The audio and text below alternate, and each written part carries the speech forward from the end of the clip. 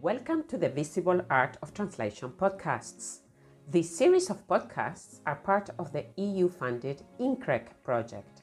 Our focus is creativity, translation and technology in literary and audiovisual translation. Our goal with this series is to give visibility to the often invisible skills, role and voice of professional translators.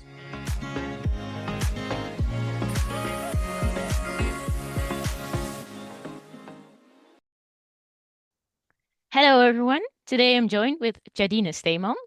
Tjadine Stheeman is a literary translator. She has studied translation and literary studies at the University of Amsterdam.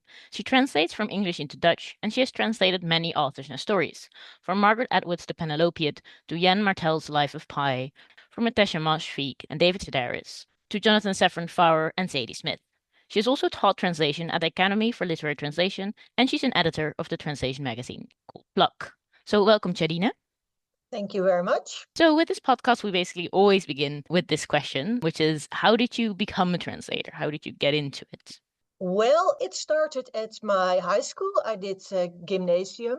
And the Greek lessons, I really enjoyed translating Plato into Dutch. And when I was starting to choose something to study, to do in my future life, I thought, well, perhaps a combination of studying a language together with book translation, because I loved books, I thought it would be a really good profession for me. So then I was just looking into different studies. And then I found in Amsterdam, you had this Institute for Translation. Mm-hmm. Have you heard of it?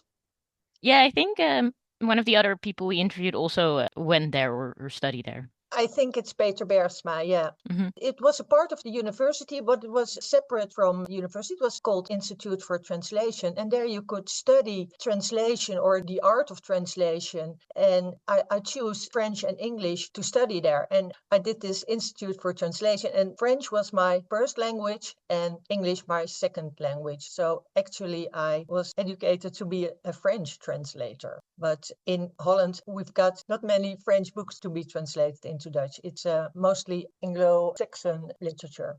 Mm. And then after this institute, I got my certificate. And then I went on studying for my master at university. And I did translation studies with a minor in literary theory. And after that, I introduced myself with several literary publishing houses here in Amsterdam. And I think one of them just had this reaction like, yeah, I've got a book for you if you want to translate it. And it was a book from the French. It was a biography of Leonardo da Vinci. It was my first book translation. So actually it went really fast and really well, because it can be a trouble to find a publishing house. Mm-hmm. And were you disappointed or sad that you did when you discovered that you were translating more English than French, or is it both are fun? Well, because English was my second language, I was also schooled in English translation. But yeah, actually, I wanted to be a French translator, and I was a bit disappointed. But there was so few books in French, so and now I couldn't translate from the French anymore because I'm quite rusty at the moment. It's about 30 years ago I did my last translation. So. And you mentioned that your interest in translation started with this ancient Greek from Plato. Yeah. Did you consider being a classical translator in that classical text, or was that not an option at the institute? No, it was not an option at the Institute for Translation. No Greek or Latin. No. Yeah, I could also choose to study classical, like Greek and Latin. Or I could also choose to study a language, and that would also be a pathway to be a literary translator. But there was just this institute in Amsterdam that was, I thought, just perfect for me. And it turned out to be, I think it was a very practical education. So it was very focused on being a translator. So it was not really an academic studies at the institute. It was more, Yeah, more so about how to do a translation rather than how to study a translation. The theories behind translation. Yeah. So to say. And the teachers were also literary translators themselves, so they were talking from out of their own experience. That sounds very interesting. It was, yeah. And that was, I mean, you mentioned 30 years ago, so I saw the list of all the books you've translated. So that's quite a lot of translations you have under your belt. And is there a certain one or couple of them that you found to enjoy the most? Or do you enjoy all? No, I didn't enjoy all of them. Especially at the beginning, you translate a lot of books that are, well, not really your favorite books, but it is just to get started and get some experience. So in the beginning, I did some nonfiction that I thought it was not interesting at all, but it was just to get my practice and experience. But later on, when I got better books and more interesting books like Margaret Atwood's, I enjoyed translating her very, very much because she's a great author. And I also enjoyed Emma Klein, The Girls. I don't know if you've heard of the book. It was a challenge, but afterwards I thought it was, I think about that book a lot because she had such a vivid imagery and it was very hard to translate. But after I finished it, it was just ringing in my head for some time. And still I think sometimes about it. And well, yeah, it really made an impact on me. And I thought I could translate her voice, her very specific voice. I thought I could translate it very well into Dutch. I don't know why, but I found her a similar way of thinking as I do. And I think I saw I think it was an interview you did with Atheneum, the bookshop, where you mentioned when you were talking about the translation of this book that you, like, when you were taught to kind of be to the letter about it, and that you kind of learned or also realized, especially with this book, that not always these kind of translations to the letter make the most sense in that sense. No, especially with Emma Klein, translating to the letter with her style, it was just impossible. Then it would be sort of just gibberish. So my main theory about translating is you have to translate to the spirit and not to the letter. And in the beginning, when you're just starting out as a translator, you're very focused on translating the contents and you don't really pay that much attention to style or rhythm or cadence or just say the general music of a book. And that's something you learn by the years, I think. And with Emma Klein especially, it was like, you have to be very creative. You must make the most of the play you have as a translator. So this creative margin, you can call it.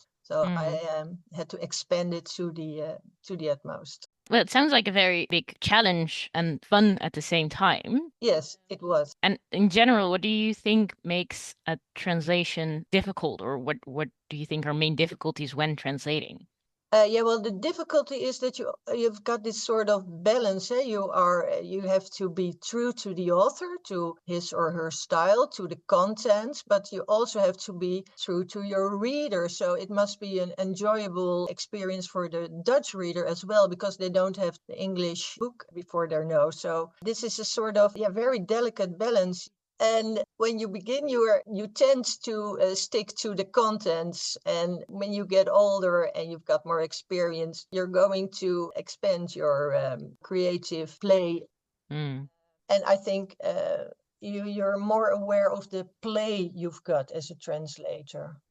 And were there instances now when you look back at translations you did before where you're like, oh, I should have played with it more, or should have changed more about it, or is that not the way you work? Yeah, well, if I'm reading a translation that I made, say, about 30 years ago, I'm just ashamed almost what I dare to put into the translation, or that I said, okay, this is ready or fit to print, because it was so, what Robert Jan Henkes would call vertaliaans. It's sort of in between language, between English and Dutch. Yeah, translationese, I think it's sometimes called in English. Yeah, it is. Yeah. So I'm quite aware of that. So I'm always like, now it has to be for the Dutch reader just a pleasurable experience as it is for the English reader. And do you read a lot of other books in translation yourselves, or do you tend to read them, especially from English, just in the original?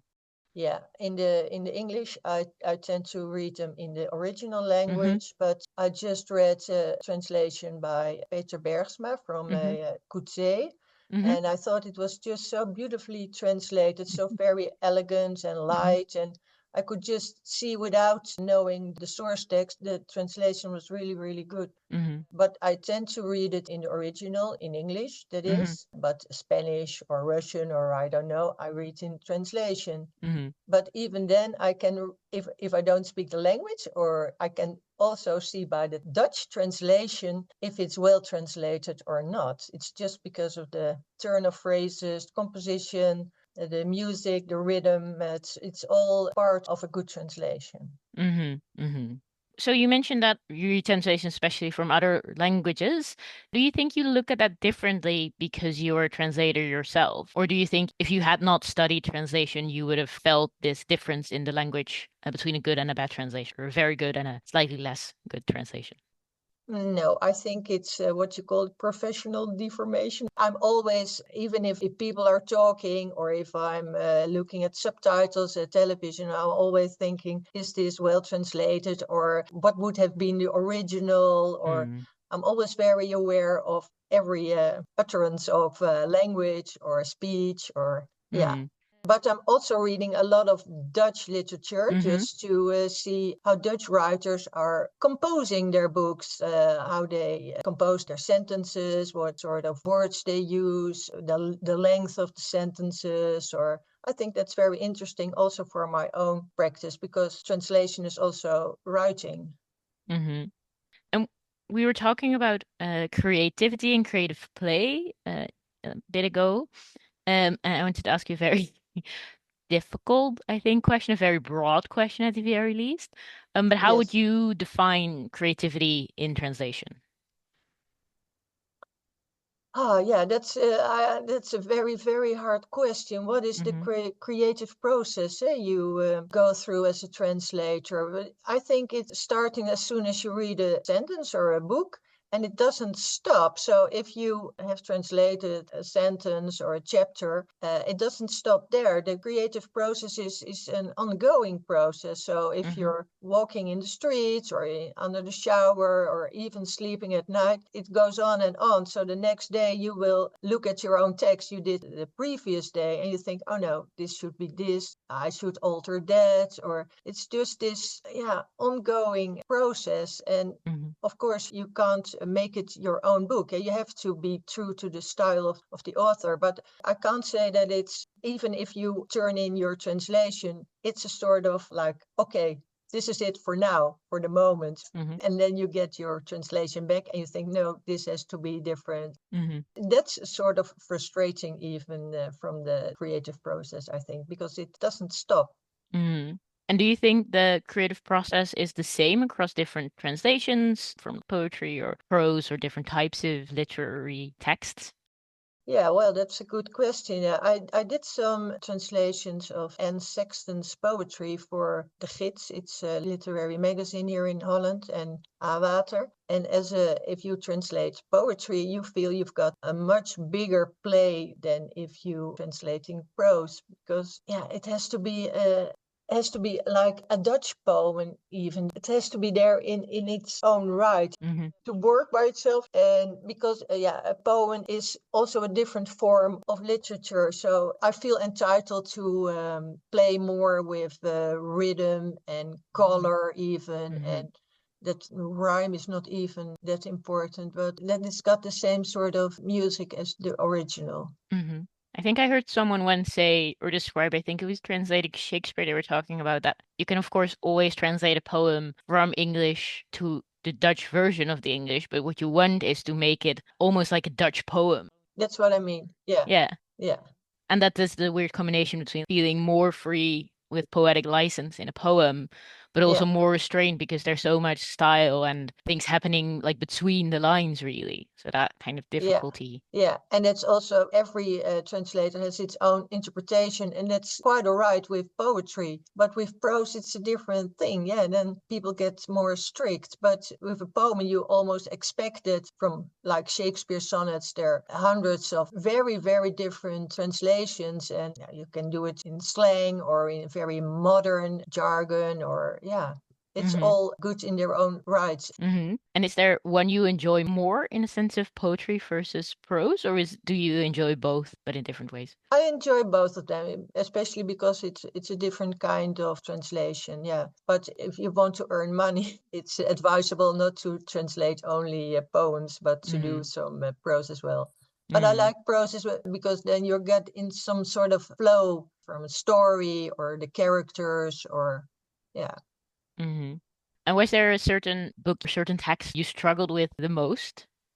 Well, that was, I think, in the beginning of my career, I translated with a few other translators, Camille Paglia's Sexual Personi. And I was just starting out as a translator, and it was very difficult and very dense written. And she was such a knowledgeable person, and she knew so much about everything. And so I was just almost crying at times at my computer. Or perhaps my typewriter at the time. No, I think my computer. But I think if I would translate her today, it would be a very different thing because I've read in the meantime so much more and I'm so much more educated myself. So, but that was a very hard struggle for me. Yes. Yeah, I can imagine. Yeah. And when you're translating, do you use certain tools like dictionaries or Google Translate and these kinds of tools, or not really?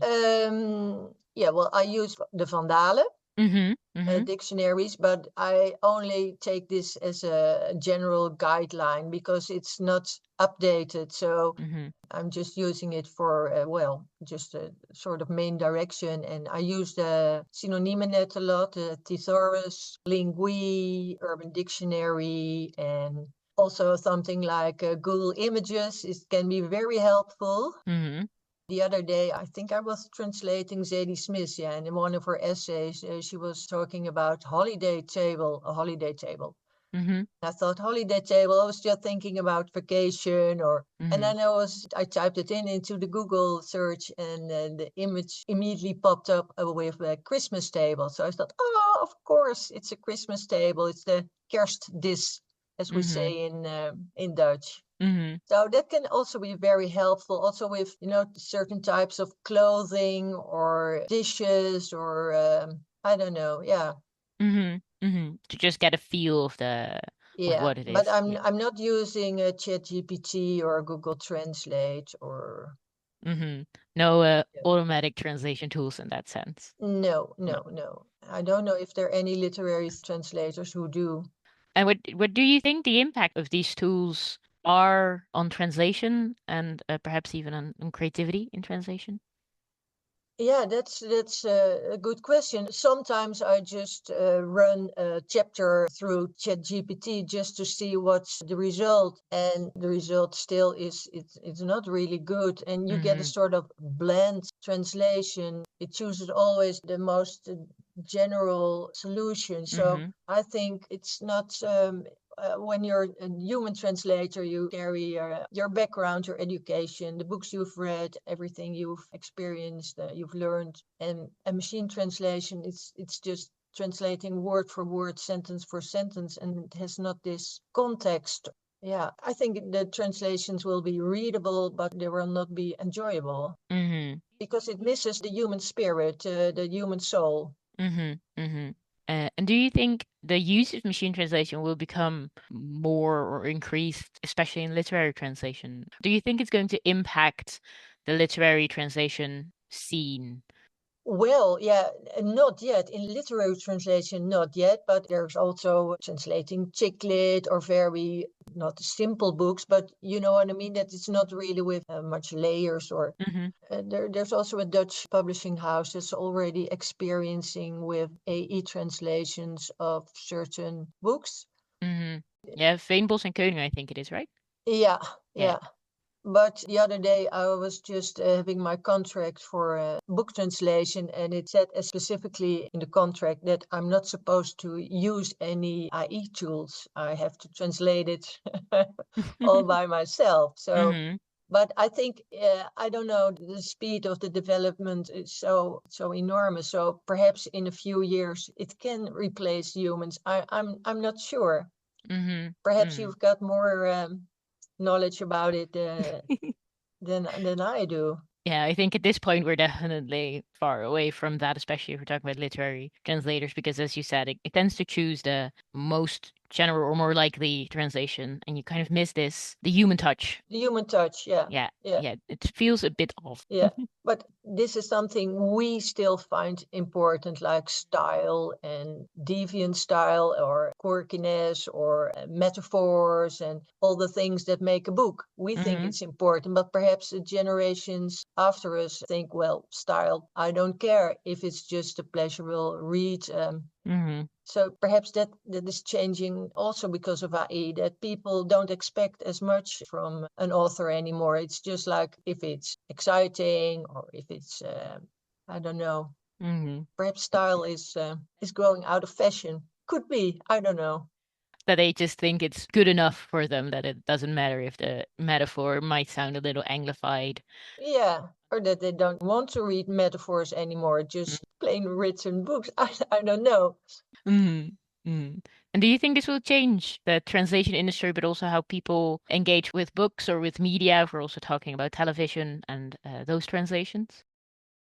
Yeah, that's just what I'm saying. Perhaps it's going to change, especially because of AI, that it's people now think, okay, this is how a text should be, or this is how a text should be written, or this Mm-hmm. is how people speak, or yeah, we are sort of in a transitional phase still. Mm-hmm. And we think certain things are important, but perhaps in 20, 30, 40 years, people don't think it's important anymore. I don't know. Mm-hmm. And do you think that will impact the world at large as well, or how we communicate with each other, how we think about issues, ideologies? Yeah, it's all now about people having their own narratives and what is Mm-hmm. truth and what is fiction and what is reality, and everyone is living in their own bubbles with their own truth and reality. I think it's quite scary. Mm-hmm. And facts, what is a fact? No one knows anymore. And perhaps with every bubble, you've got your own speech and language and own terms, and yeah. Mm-hmm. Do you see a role for translators to bridge that gap or to do something about this? Yeah, I hope so. Yeah, Mm-hmm. yeah. That's our main task, to bridge the gaps and to make literature accessible for readers who can't read the language or, yeah.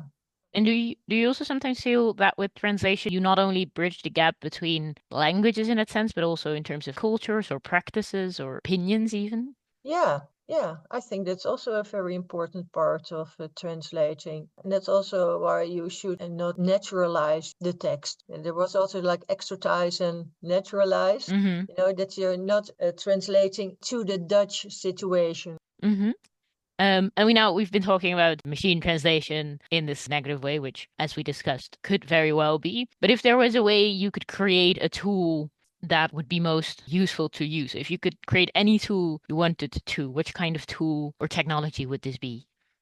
Well, what I would like is say that you finished your translation and you're not really satisfied with some fragments or words or expressions, that you could just highlight them, Mm-hmm. and then you get a sort of list with all the options for I won't say a better translation, but something like a different turn of phrase, or Mm-hmm. that would be quite helpful. But not, I don't want a tool that is already like AI translating the text for me, and that I only have to edit it or So more like a help if you ask for it. yeah, or highlighted in the source text, certain expressions, and that you already get a list from different options.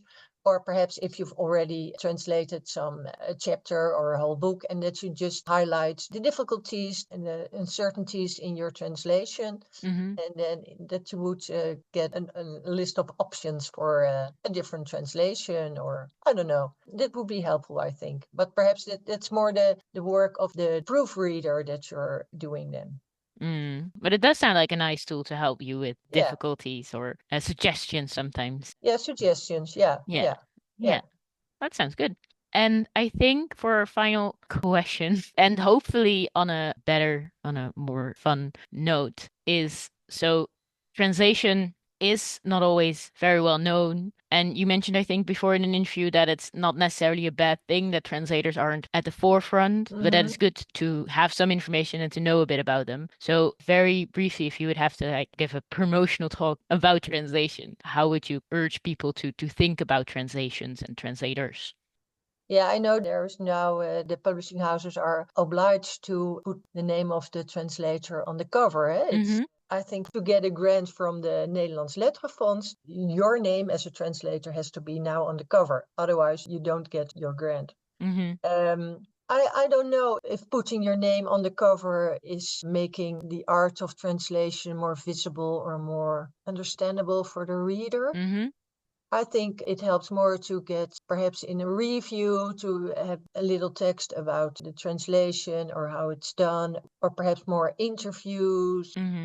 Because translation, the translators are not visible, but translation as itself is very visible, and everyone is reading books in translation. All the social media is about translation. Everything is getting translation. Everyone is translating and interpreting in their heads every waking moment, you could say. So, but people don't realize that they're translating themselves as well, because if someone is talking to you, you translate it in your head to your own mind. So yeah, but you were asking us another question, I think, and more about the translator on the cover of a book.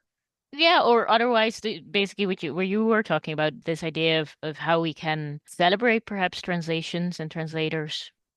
Yeah, also perhaps putting more the emphasis on what the importance of translation is, and about bridging the gaps between cultures, or breeding more understanding for different cultures, and more the translator as a cultural ambassador. That's perhaps more important than putting your name on the cover. Yeah. That sounds very interesting. Translator as a cultural ambassador, I think Yeah. that's a nice phrase. Maybe they should use that in the translations Yeah. courses they still offer. Okay. Yeah. Okay. Well, thank you very much. I think that's it for today. Okay. Thank you for your interesting perspectives on translation and creativity and technology. We enjoyed really talking to you, and I hope you enjoyed this as well. Yeah, I did. Thank you again to our invited speaker, and to our listeners. Thank you for being there, and feel free to share our podcasts with your family, friends, and colleagues. This is part of a series of podcasts of the EU-funded INCREC project. So follow us for more episodes, and please share your comments on this platform. See you next time.